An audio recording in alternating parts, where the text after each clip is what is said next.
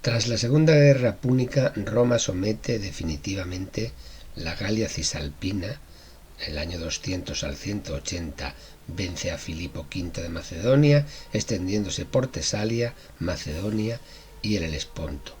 Y con la destrucción de Corinto en el 146 a.C., ejerce su hegemonía en toda Grecia.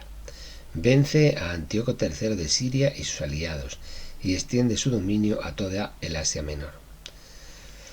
En la llamada Tercera Guerra Púnica, Escipión Emiliano, el africano, destruye Cartago, asentando el dominio romano en el norte de África, y finalmente con la caída de Numancia en el 133 a.C., conquista Hispania, sometiendo a lusitanos y celtíberos. Los enormes territorios conquistados durante el siglo II favorecen la aparición de los grandes negocios, el acaparamiento de las tierras conquistadas y el empleo de mano de obra esclava. El campesino libre de Italia no puede competir con los productos llegados de fuera y acaba arruinándose. En toda Italia se produce una huida del campo a Roma que se llena de campesinos pobres en busca de refugio y sustento.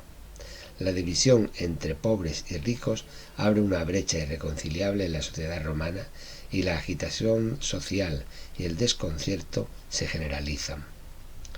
A mediados de siglo, una parte de la clase dirigente romana, representada por el círculo del propio Escipión Emiliano, trata de paliar el problema mediante una difícil reforma agraria que pretende impedir el acaparamiento de las tierras pertenecientes a la República por los grandes latifundistas y su distribución entre la multitud de campesinos pobres asentados en Italia.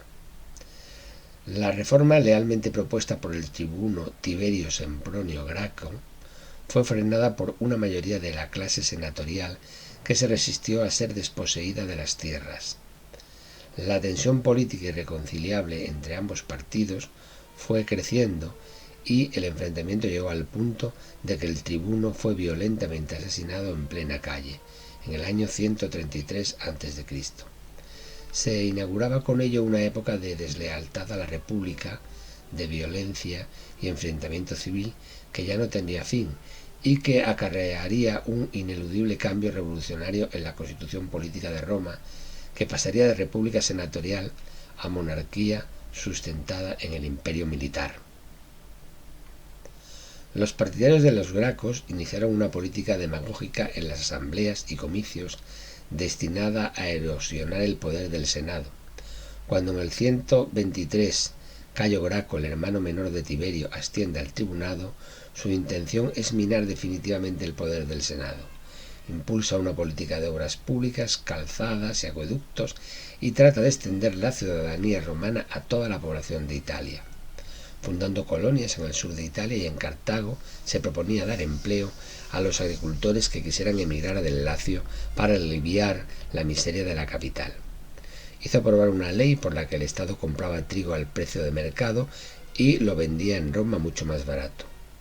Sus reformas fueron nuevamente truncadas mediante su asesinato violento a manos de los partidarios de los aristócratas del Senado, pero ya nada pudo frenar la revolución y el paso a las dictaduras militares sangrientas de Mario y Sila. El efectivo reparto de tierras y la realización de obras públicas acaso hubieran paliado unos años la miseria del pequeño propietario de tierras en Italia, pero nada podía contener los efectos devastadores para la República de la nueva estructura económica de ámbito mediterráneo. Para poder hacer frente al mantenimiento de los mercados y de las nuevas conquistas, el ejército romano se vio obligado a agigantarse y nutrirse de mercenarios procedentes de todos los países conquistados. La abundante mano de obra esclava constituía una fuente potentísima de riqueza en manos de capitalistas sin escrúpulos, y el Senado ya no era suficiente para gobernar un imperio 10 veces más vasto que la península italiana. Roma prosiguió en su conquista de las tierras en torno al Mediterráneo.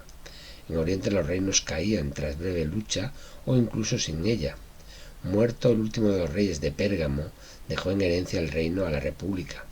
El rey de Cirene hizo lo propio y otros soberanos de Oriente lo imitaron.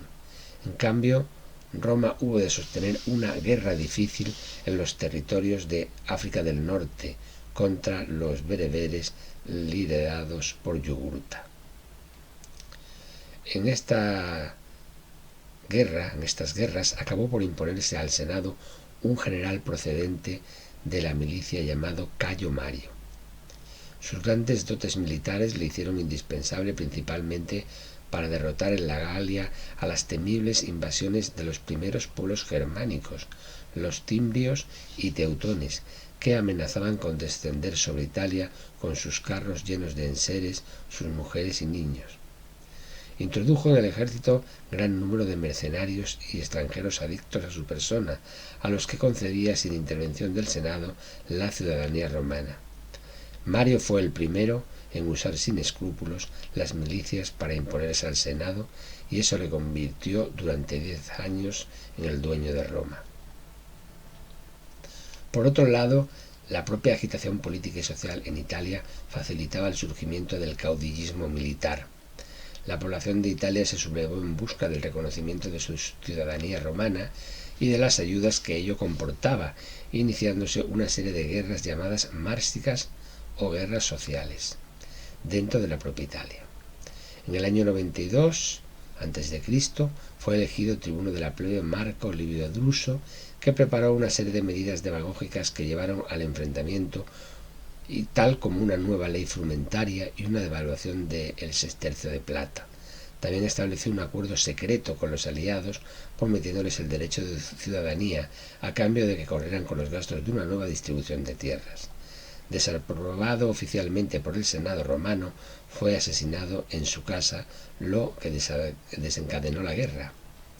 Intervinieron picenos, lucanos, marsos, samnitas, apulios, a los que se unen los etruscos y los umbros, declarándose independientes en una república llamada Italia, con capital en Corfinium, al este de Roma, que tenía un senado y la facultad de acuñar moneda.